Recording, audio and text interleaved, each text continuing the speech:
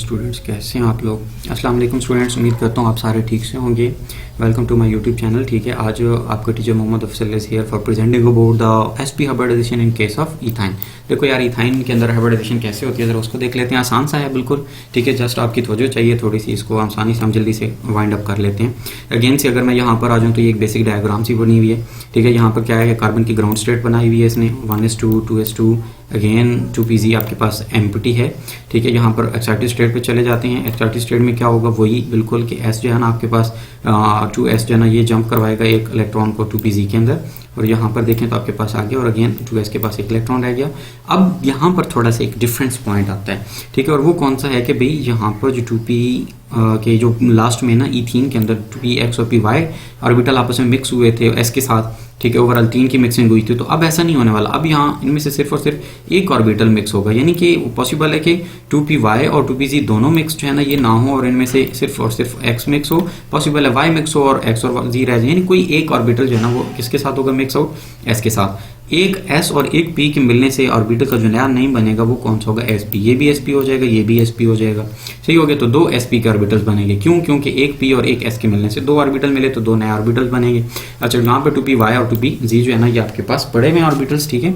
2py और 2pz के orbitals जो है ना ये आपके पास जो है ना अनहाइब्रिडाइज्ड रहेंगे, यानी एक अलॉन्ग द y एक्सिस और एक अलॉन्ग द z एक्सिस, ठीक है। थोड़ा सा और मजीद अगर यहाँ पर हम इसको इंपॉर्टेंट पॉइंट्स की बात करते हैं तो sp2 ऑर्बिटल होंगे दोनों। sp जो ऑर्बिटल होगा उसके अंदर 50% s कैरेक्टर होगा और 50% कौन सा होगा भाई, p कैरेक्टर होगा, ठीक है। और इन दोनों के दरमियान जो एंगल बनेगा वो कितना होगा भाई, 180 डिग्री बनेगा, ठीक हो गया। और ये अलाइनमेंट कौन सी होगी, स्ट्रेट अलाइनमेंट होगी, ये याद रहना चाहिए आपको, ठीक है ना। अच्छा, इसके बाद हम अगर यहाँ पर इसकी डायग्राम को समझें तो ये हमारे लिए आसान हो जाएगा मजीद देखना कि भाई एक्चुअल आपके पास जो है ना किस तरह से ये बॉन्डिंग हो रही होती है, ठीक है। तो मैं डिफरेंट कलर्स यूज करूंगा यहाँ पर। डिफरेंट कलर्स से फायदा ही हो जाएगा कि आपकी अंडरस्टैंडिंग क्लियर हो जाएगी। सबसे पहले मैं इसको जूम इन करके यहाँ पर ये जो है ना एक कार्बन एटम है, कार्बन को मैंने ग्रीन से और ब्लू से शो कर दिया है, दोनों साइड्स को, क्लियर है। और यहाँ पर जो इसके दो sp ऑर्बिटल्स बने, मैं उन दोनों को रेड से शो कर देता हूँ। ये एक कार्बन का यानी ये एक ऑरेंज सा रेड है, रेडिश ऑरेंज कलर है, यहाँ पर देखें तो यहाँ पर मैं देखूँ एक कार्बन का sp ऑर्बिटल और ये दूसरे का sp, यानी कि दो sp हो गए, एक इस साइड पे एक इस साइड पे, ठीक हो गया। और देखिए आप जरा, यहाँ पर कार्बन आइटम्स पड़े हुए ब्लू वाले, और ये जो sp है इसको आपस में ओवरलैप भी हो जाएगा, डेफिनेट सी बात है, ये सिग्मा बॉन्ड सा बन जाएगा।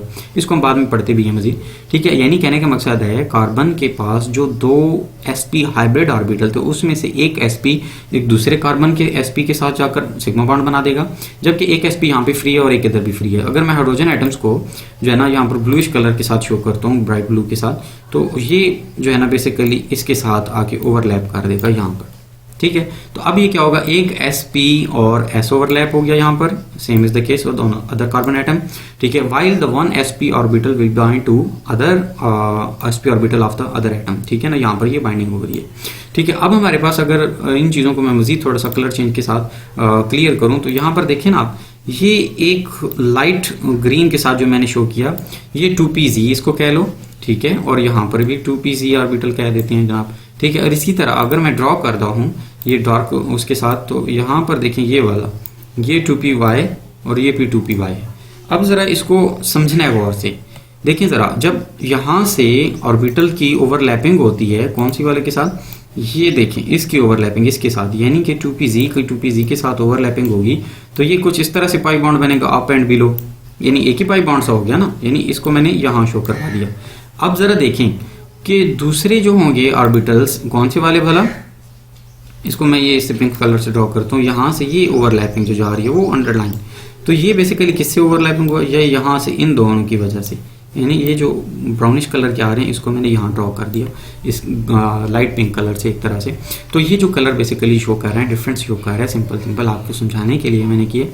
देखो भाई हमारे पास दो तरह की बॉन्डिंग हो रही है, पाई बॉन्डिंग दो तरह की हैं, दो कौन से पाई बॉन्ड्स हैं जरा देखें तो एक y के अलॉन्ग है, y की वजह से जो पाई बॉन्ड बन रहा है, और दूसरा किसके अलॉन्ग है, due to the X axis, sorry due to the pz orbital, ये pz वाला है तो ये इसको py आप कह सकते हो, ठीक है ना। तो आपके पास जो नेट हम एक तरह से क्लियर रिजल्ट देखेंगे तो वो यहाँ इस तरह से आएगा, देखो ना, एक sp का आपस में यूं बॉन्ड हो जाएगा, ठीक है। अगेन अगर से मैं कहूँ तो यहाँ पर sp का s के साथ, यहाँ पर sp का s के साथ, ठीक हो गया। और अगर हम इसको एक और कलर के साथ रेड से कर देता हूँ तो भाई यहाँ पर देखें ये 2py एक तरह से, 2py ये दूसरी तरह से, इनका आपस में ओवरलैप होगा। देखो ये डॉटेड लाइन के साथ शो कर दिया इसने, यहाँ पर भी, यहाँ पर भी। ठीक है, जब ये खत्म होता है तो देन मैं कह देता हूँ कि यहाँ पर ये जो 2pz ऑर्बिटल है ये वर्टिकल से और ये 2pz ऑर्बिटल वर्टिकल से, और इनका ये आपस में बॉन्ड बांध रहे हैं अप एंड बिलो, ये भी पाई बॉन्ड होगा। और आपके पास 2 पाई, ये देखें ना इसने ड्रॉ किया हुआ है, इसको मैं जरा जूम इन कर देता हूँ। यहाँ पे अगर आप देखें तो ये और भाई ये वाला 2 आपस में क्या है, पाई है, और सेंट्रल में कौन सी चीज होगी आपके पास, सिग्मा बॉन्ड हो जाएगा। क्लियर है, होप सो कि आपको यहाँ तक समझ आ गया होगा। तो ये आपके पास इथाइन का स्ट्रक्चर है, इसमें कोई ज़्यादा डीप अंडरस्टैंडिंग नहीं है, बिल्कुल सिंपल सा स्ट्रक्चर था, लेकिन चूंकि आपका कंसेप्ट प्रीवियस अगर क्लियर है तो आपको ये भी आसानी से समझ आ जाएगा। Thanks for watching my video. ठीक है, अगर आप मजीद समझना चाहते हैं, चलो यार आपके लिए काम करता हूँ कि इसको 3 डायमेंशन में भी हम ले जाते हैं। 3 डायमेंशन में ले जाने के लिए सबसे पहले मैं इसको अच्छे से समझा देता हूँ आपको कि ये कैसे जाएगा 3 डायमेंशन में। पहले हम एक बेसिक स्ट्रक्चर आ जाता है यहाँ पर। ठीक है, अगर हम यहाँ करते हैं एक तरह से बॉन्डिंग की फॉर्मेशन कर लेते हैं, यहाँ पर 2 बॉन्ड, और ये let me show you the clear, 1 minute यार, नहीं, हाँ जी, ये देखें ये इथाइन का स्ट्रक्चर है। ठीक है, इथाइन का स्ट्रक्चर है तो इसको अगर हम 3 डायमेंशनल व्यू के अंदर जाकर देखते हैं तो हमारे पास किस तरह से आएगा, ये इस तरह से क्लियर होगा स्ट्रक्चर। ठीक है, ये देखें ये 3 सी लाइंस उसने बॉन्ड्स को ही जस्ट शो किया हुआ है। जस्ट बॉन्ड को मैं इस तरह से कर देता हूँ तो ये 2 कार्बन एटम और उनके दरमियान बॉन्ड को शो कर रहा है। इसको जरा मजीद क्लैरिफाई करते हैं तो ये देखें जनाब, अब यहाँ से आपको बिल्कुल क्लियर सा स्ट्रक्चर आएगा। और ये क्या शो कर रहा है, 2 कार्बन एटम, ये भी कार्बन है, ये भी कार्बन है। ये देखो तो इसको क्या करता है, ये हाइड्रोजन को शो करवा रहा है। ठीक है, और यहाँ पर क्या शो करवाता है, ये भी हाइड्रोजन है। ठीक है, तो ये 2 हाइड्रोजन हैं और बाकी इसके पास क्या है भाई, ये 2 कार्बन 2 हाइड्रोजन, दरमियान में क्या है जी, ट्रिपल बॉन्ड है। ट्रिपल बॉन्ड कौन से हमें कैसे कंफर्म हुआ, तो ये आपके पास सामने यहाँ पर क्लियर से इन्फॉर्मेशन सी आ जाती है। उम्मीद है कि आपको ये हमारा लेक्चर जो है ना बहुत अच्छे से समझ आया होगा। ठीक है, तो इस लेक्चर को समझने के लिए मजीद आपको पहली वीडियोज़ का सहारा ज़रूर लेना पड़ेगा। ठीक है, तो पहली वीडियोज़ भी बेशक आप देखें, आपको कोई भी मसला होता है ज़रूर कमेंट कीजिएगा। Thanks for watching my video. देखो यार, अगर आपको अच्छे से समझ आ जाता है सब्सक्राइब कर लें मेरे चैनल को, और क्या करें, बेल आइकन पर क्लिक कर दें, ताकि वो जो है ना आपको बेनिफिशियल ये होगा, कम से कम मेरे कमिंग वीडियोज़ जो है ना वो आपको फ़ौरन से नोटिफाई होगा बाकायदा तौर पर कि भाई ये आपके पास कौन सी वीडियोज़ जो है ना आपकी ये हैं, और ताकि हम आपको आने वाली वीडियो से भी आगाह रख सकें। Thanks for watching my video. अल्लाह हाफिज़।